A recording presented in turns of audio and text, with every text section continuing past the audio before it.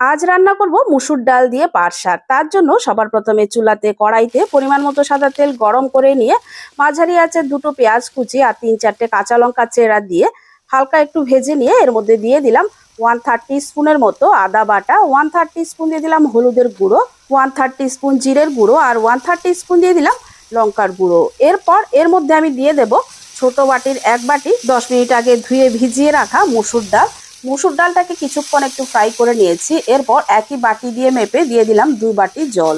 এরপর ডালটাকে ঢাকা দিয়ে মাঝারি আছে 3 থেকে 4 মিনিটের মতো রান্না করে নেব। ডালটাকে পুরোপুরি গলিয়ে ফেলবো না, 80% মতো সেদ্ধ হয়েছে। এমতো অবস্থায় দিয়ে দেব ঝিরিঝিরি করে কেটে রাখা পাট শাক। এবারে ভালো করে ডালের সাথে নেড়ে চেড়ে মিশিয়ে নেব। এরপর দিয়ে দেব পরিমাণ মতো নুন। নুনটা দিয়ে আবারও ভালো করে নেড়েচেড়ে মিশিয়ে এরপর ঢাকা দিয়ে আবারও 2-3 মিনিটের মতো রান্না হতে দেব। আর এদিকে অন্য একটা চুলায় আরও একটা প্যানে পরিমাণ মতো সাদা তেলের মধ্যে দিয়ে দিলাম 3টে শুকনো লঙ্কা ফোড়ন আর 4-5 কোয়া রসুনকে একটু কুচিয়ে কেটে নিয়েছি। সেই রসুনটাও এর মধ্যে দিয়ে নেড়েচেড়ে একটু ভেজে নেব। রসুনটা একটু লাল লাল করে ভাজা হয়ে গেলে চুলার আঁচটা বন্ধ করে এর মধ্যে দিয়ে দিলাম 1/4 টিস্পুনের মতো কাশ্মীরি লঙ্কার গুঁড়ো।